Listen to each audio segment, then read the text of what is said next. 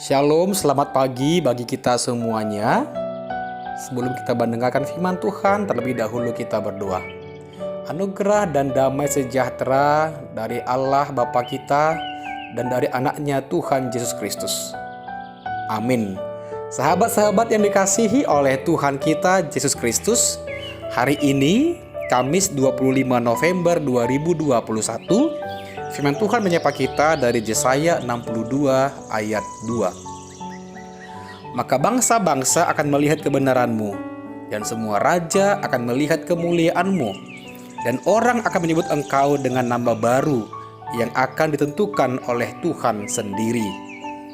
Jadi idoni aka bangso parbegu mahati goranmu, jala saluhut aka raja hamuliaonmu, jala ikon marguarhon guarnai baruho, si pabuao ni pamangan ni Jehovah. Sahabat-sahabat terkasih dalam nama Tuhan Yesus Kristus, dalam kehidupan ini beberapa dari antara kita ada yang mengalami beberapa kali perubahan nama. Pertama, ketika kita dilahirkan, orang tua kita memberikan kita nama identitas diri kita, nama personal. Lalu ketika kita sudah besar dan menikah, lalu Tuhan berkenan memberikan anak, maka panggilan kita berubah menjadi nama Bapak Ucok atau Bapak Sibutet. Lalu ketika kita sudah beranjak tua, anak kita tadi menikah dan kemudian diberikan anak yang disebut dengan cucu, maka gelar kita juga berubah menjadi Opung Sianu, Opung Doli Manang Opung Boru Nisiano. Nah, pergantian nama ini berpengaruh terhadap jabatan, posisi, ataupun harkat dan martabat kita. Semakin tinggi gelaran kita, yaitu opung yang didudukan orang, maka posisi, kedudukan, ataupun martabatnya semakin tinggi. Karena dia digelari sebagai opung yang bukan juga tua, tapi dianggap memiliki pengalaman dan menjadi guru panutan dan dianggap sebagai orang yang kita kagumi. Saudara-saudara terkasih dalam nama Tuhan kita Yesus Kristus, dalam kehidupan beriman dan bertuhan, kita juga mengalami perubahan nama.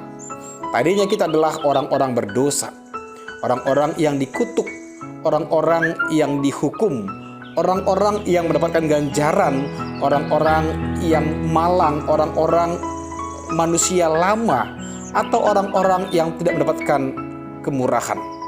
Tetapi saat ini kita sudah mendapatkan gelar yang baru. Kita disebut sebagai anak-anak terang, sebagai manusia baru, sebagai manusia ditebus oleh Tuhan, manusia pewaris kerajaan sorga. Bahkan kita adalah menjadi manusia yang kelak bersama-sama dengan Kristus mewarisi kehidupan kekal. Tentu saja nama gelaran baru ini bukan karena kekuatan kita, bukan karena posisi kita, bukan karena kehebatan kita, namun semata-mata merupakan pemberian, kemurahan, anugerah dari Tuhan. Gelaran baru ini menjadi manusia yang diselamatkan, menjadi manusia baru. Dalam firman Tuhan saat ini merupakan nama baru yang ditentukan oleh Tuhan sendiri. Tidak memandang apa gelar bapak, gelar ibu, gelar semuanya di dunia ini. Tidak memandang apa pendidikan, pekerjaan, ataupun seberapa banyak kekayaan, harta, keturunan, ataupun seberapa besar pengorbanan yang kita lakukan ketika kita berada di dunia. Tetapi gelar baru ini menjadi bangsa atau umat pilihan Tuhan merupakan semata-mata kasih, pemberian, dan kemurahan Tuhan. Saudara kasih dalam nama Tuhan kita Yesus Kristus, itu juga yang dialami oleh Israel ketika selama beberapa ratus tahun mereka pernah dijajah oleh bangsa-bangsa seperti Mesir, Asyur, Babel, dan juga bangsa-bangsa lainnya. Maka gelar mereka adalah bangsa tawanan, bangsa yang tertindas, bangsa yang teraniaya. Mereka memiliki gelar yang sangat hina. Mereka tidak mendapatkan apa-apa, bahkan mereka diolok-olok oleh bangsa-bangsa lain. Mereka dianggap bangsa yang tidak memiliki kekuatan apapun. Namun ketika Tuhan berpihak, ketika Tuhan mengasihi, ketika Tuhan memberikan pelepasan, memberikan pengampunan, memberikan kekuatan buat mereka, maka mereka mendapatkan kesempatan, mendapatkan kehidupan, mendapatkan anugerah yang teristimewa, anugerah yang baru. Semua itu karena pimpinan tuntunan Tuhan bagi Israel. Dan firman Tuhan pada hari ini juga meyakinkan kita ketika kita mengetahui bahwa kemana kita kelak.